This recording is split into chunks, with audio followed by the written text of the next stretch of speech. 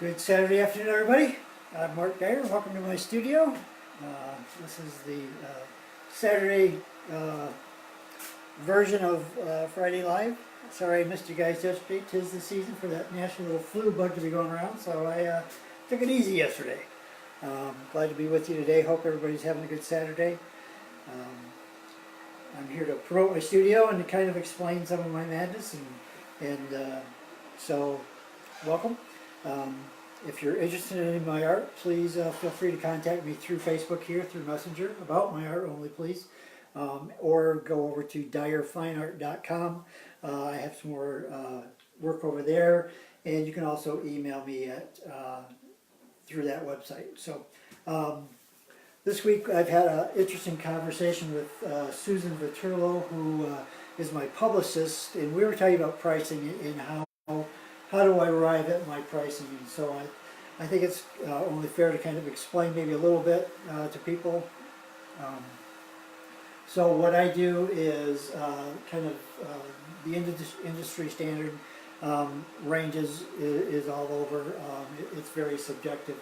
So what I do is I charge about $2.90 a square inch for my work, and that I factor in a lot of things. I've been an artist most of my life. I have a lot of experience, and not that quantitates quality of my work, but I think it does. I also have a very extensive education.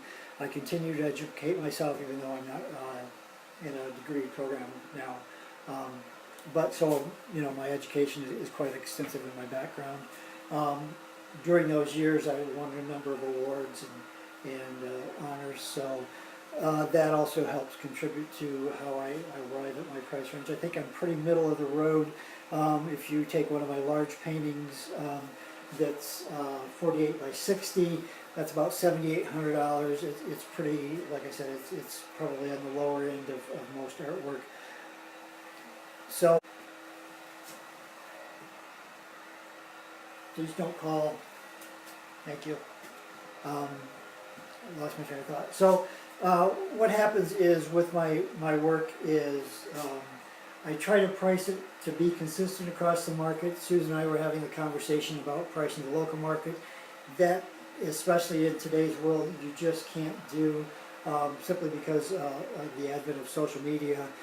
My work goes all around the world, and so while my local market doesn't understand the abstract expressionist of this crazy artist, let alone the abstract figurative expressionism of a gay crazy artist in this neighborhood. So my local market here would probably only sell for around probably 25 cents a square inch, if I could get them to even support that. So I can't price for my local market. I have to price for international market, and I can't sell myself short. Like I said, I have a lot of education, a lot of experience. I have a studio that I have to maintain. I have supplies that I have to keep on hand.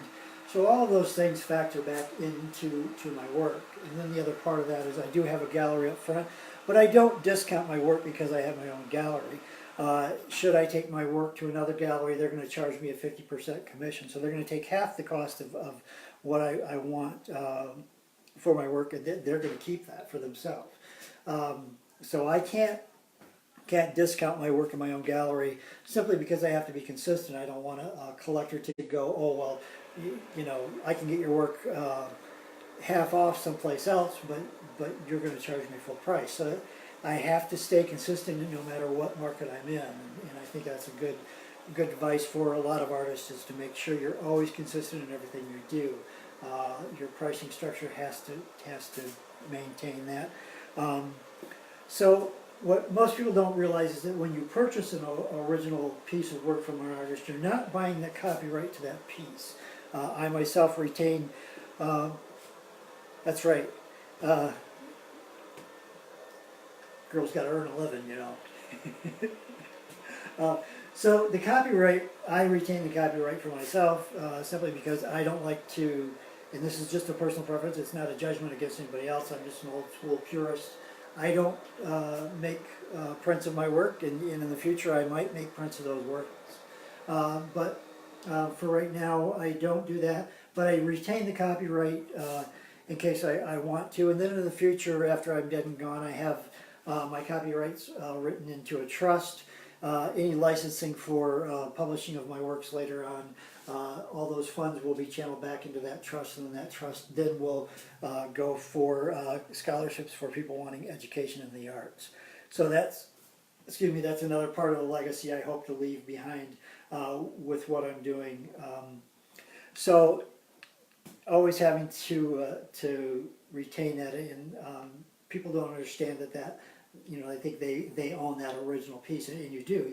You by all means own that original piece, but that does not give you the right to have it copied. That's something that most artists retain for themselves, and I'm not. That's kind of an industry standard that most artists are that way.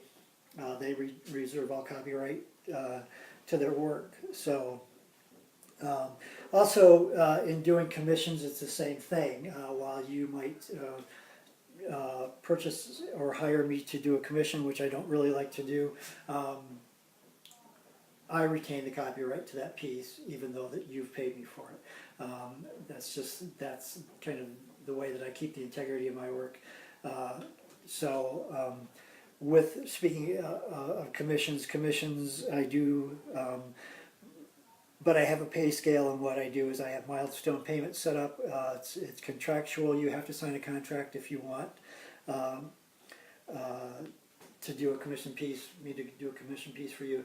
We have to be very descriptive about what we do, but more so I also have to have that free reign as an artist to be an artist.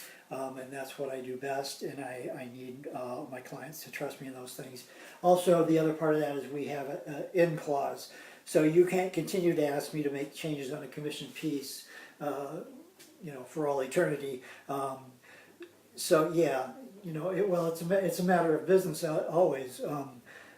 You know, art is no different than purchasing a vehicle or purchasing a home. You do have to protect yourself. So that in clause keeps me from getting frustrated and keeps you from getting frustrated. We have to get to a point where we know the work is going to be completed, and I get last call on that completion. I stand behind my work.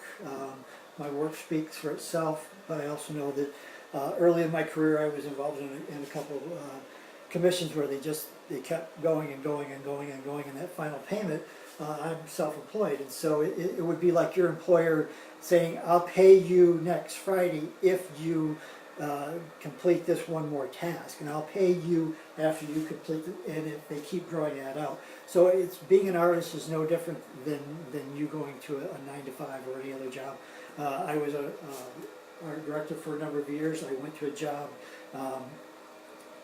but I had tasks I had to perform, but my pay was not relied completely on me completing that one task in order to receive a paycheck, as opposed to me working on a commission.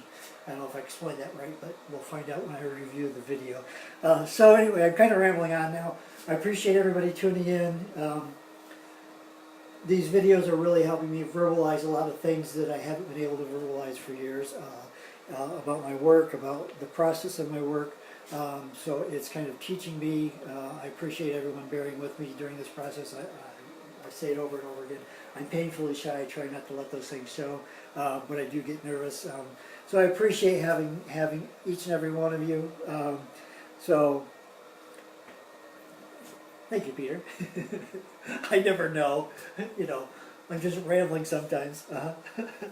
So I appreciate your friendships. I appreciate your support. I appreciate your encouragements. All your comments I value. So I hope you all have a good weekend. We're coming up here quickly on the holiday weekend, so I'm going to say happy holidays because I want to be all inclusive. I don't care what you celebrate. Just bring joy to the world. Don't be an asshole. So anyway, with that note, I'll say have a good Saturday. Thank you guys. Appreciate it.